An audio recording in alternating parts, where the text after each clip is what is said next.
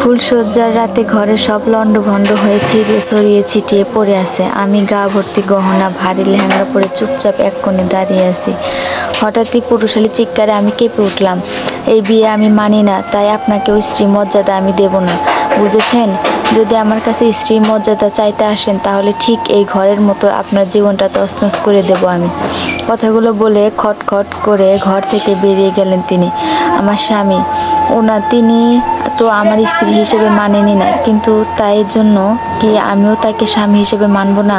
না, এমনটা করতে পারবো না আমি। বিয়ে যখন হয়েছে তখন যেমনই হোক আমাকে মানিয়ে নিয়ে চলতে হবে। আদিত্য ব্যানার্জি সবচেয়ে বেশি বিরক্তকর, কারণ আমার জীবনে এই নামটা। আমি দুঃস্বপ্ন এও কোনোদিন ভাবিনি এই মানুষটাকে আমার বিয়ে করতে হবে, সারা জীবন কাটাতে হবে। আমি মৌমিতা চৌধুরী। ওহ সরি, এখন তো আমার বিয়ে হয়ে গেছে, এখন আমার নাম মৌমিতা ব্যানার্জি। ফ্রেশ হয়ে আয়নার সামনে বসে নিজের গহনাগুলো খুলে রাখছি। উনি যে সেই বেরালেন, এখনো আসেননি। অন্যমনস্ক হয়ে কাচের চুড়িগুলো খুলছিলাম বলে হাত ফসকে কাচের চুড়িগুলো পড়ে গিয়ে ভেঙে টুকরো টুকরো হয়ে গেল। চুড়িগুলোর দিকে তাকিয়ে ভাবছি, ঠিক এইভাবে আমার তিলে তিলে গড়ে তোলা স্বপ্নগুলো ভেঙে টুকরো টুকরো হয়ে গেল আজ। কথাটা ভাবতেই এক গভীর দীর্ঘশ্বাস বেরিয়ে এলো আমার। ড্রেসিং টেবিলটা আমার মিস চৌধুরী, আপনি ওখান থেকে সরে গেলে খুব ভালো হয়। আমি আয়নার দিকে তাকালাম, দেখলাম উনি আমার পেছনে দাঁড়িয়ে আছে, চোখে মুখে বিরক্তির ছাপ। আমি উঠে দাঁড়িয়ে চুড়িগুলো তুলে রেখে ওনার সামনে দাঁড়িয়ে বললাম, আপনি যেমন এই বিয়েতে রাজি ছিলেন না, তেমন আমিও রাজি ছিলাম না।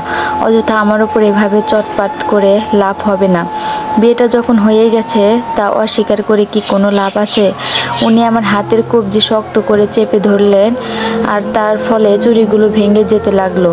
আমার হাতে ফুটে গেল কয়েকটা চুড়ির অংশ। আমি মাথা নিচু করে দাঁড়িয়ে আছি ব্যথা সহ্য করে। এখনো পর্যন্ত ওনার মুখের দিকে আমি তাকাইনি। এত সাহস ভালো না। আমার সামনে সাহস দেখানোর চেষ্টাও করবে না মিস চৌধুরী। তার জন্যই আপনাকে মিস বলে সম্বোধন করছি। এই বিয়েটা আমি কোনো দিন মানব না। যেখানে আমার কোনো পছন্দ ছিল না, খুব শীঘ্রই আমি এখান থেকে চলে যাব। তখন থাকবেন আপনি আপনার ঘর সংসার নিয়ে। ইনি আমার হাত ছেড়ে সোজা ওয়াশরুমে চলে গেলেন। আমার হাত বেয়ে টুপটুপ করে রক্ত পড়ছে, তাও চোখ দিয়ে জল পড়ার জো নেই আমার। যখন বিয়ে হয়েছিল তখনই বুঝেছিলাম আমার জীবনটা শেষ। উনি ওয়াশরুম থেকে ফ্রেশ হয়ে ওয়ার্ড্রপ থেকে ড্রেস নিয়ে চেঞ্জ করে এসে শুয়ে পড়লেন। আমি এখনও স্থির হয়ে ওই একই জায়গায় দাঁড়িয়ে আছি। এসব ন্যাকামি না করলে চলবে না আপনার। রাত বিরেতে এভাবে মূর্তির মতো দাঁড়িয়ে না থেকে শুয়ে পড়ুন। ওনার দিকে ফিরে দেখলাম উনি পাশ বেরিয়ে শুয়ে পড়লেন। কিছু না বলে ওয়াশরুমে গিয়ে চোখ মুখের সাথে হাতটা ধুয়ে নিলাম। রক্তক্ষরণের পরিমাপটা বেশি, কারণও যে জায়গায় উনি চেপে ধরেছিলেন সেই জায়গায় হাতে শিরা ছিল। আমি ঘরে এসে চারদিকে তাকিয়ে দেখলাম একটা সোফা রাখা। সেখানে গিয়ে শুয়ে পড়লাম। শুয়ে শুয়ে ভাবছি, আমার শত্রুর যেন এখনও ফুলশয্যার রাত না হয়। সবার এই রাত নিয়ে কত স্বপ্ন থাকে সেখানে। আমার কি করে পারলো আমার বাবা মা এভাবে হুট করে আমার বিয়ে ঠিক করে দিতে? একবারও আমাকে জিজ্ঞেস করার প্রয়োজনও মনে করলো না। যাকগে, যা করেছে তা হয়তো ভালোর জন্যই করেছে। শুনেছি বাবা মা কখনো সন্তানের খারাপের জন্য কিছু করে না। এই কথাটা সত্যি না মিথ্যে তাও তো সময় বলবে। সকালে ঘুম ভাঙতে উঠে বসলাম। ঘরটায় ভালোভাবে চোখ বুলিয়ে দেখলাম বিছানায় পরিপাটি করে গুছানো, অর্থাৎ উনি ঘুম থেকে উঠে বিছানা গুছিয়ে গেছেন। আমি উঠে দাঁড়াতে আমার হাতে কাটা জায়গায় ছোট্ট একটা ব্যান্ডেজ চোখে পড়লো। এটা আমার হাতে কি করে এলো?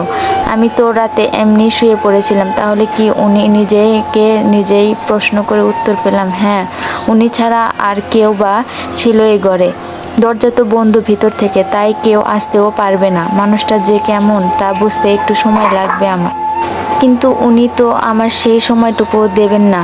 আর কথা না বাড়িয়ে ফ্রেশ হয়ে নিচে নেমে এলাম। দেখি শাশুড়ি মাকে কোনোভাবে সাহায্য করতে পারি কিনা।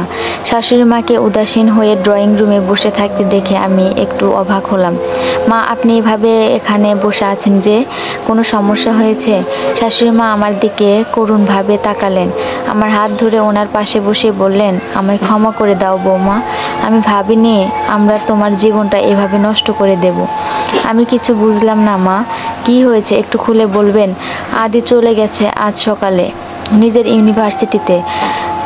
তো ওখানে হোস্টেলে থেকে পড়াশোনা কমপ্লিট করবে। শ্বশুরমশাইয়ের কথা শুনে বুঝতে পারলাম গত রাতে উনি যা বলেছিলেন তাই করেছেন, চলে গেছেন অনেক দূরে। নিজের ওপর আজ বড্ড বেশি করুণা হচ্ছে আমার। এত সুন্দর ভাগ্য করে জন্মেছে আমি, ভাবতেই অবাক লাগে আমার। আমরা ভেবেছিলাম তোমার সাথে বিয়ে দিলে হয়তো আদি শুধরে যাবে, কিন্তু না, ও আমাদের কোনো কথা না শুনে রাগ দেখিয়ে চলে গেল। এতে আপনাদের কোনো দোষ নেই, সবই আমার ভাগ্যের দোষ। কথাটা বলে উঠে রান্নাঘরে চলে এলাম। বাবা মার জন্য চা বানিয়ে নিয়ে ওনাদের সামনে রাখলাম।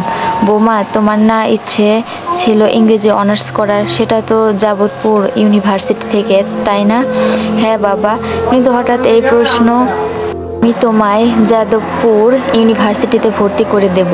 কি বা করবে তুমি একা ঘরে থেকে? এর থেকে নিজের স্বপ্ন পূরণ করো। বাবার কথা শুনে যেন আমি আকাশ থেকে চাঁদ হাতে পেলাম।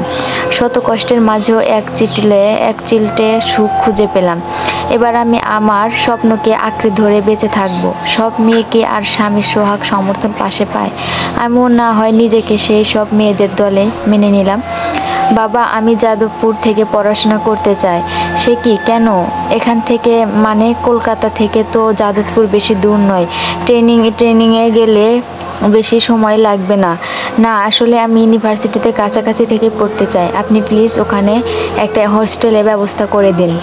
আমার কথা শোনার পর শাশুড়ি মা ইশারা করতে উনি রাজি হয়ে গেলেন।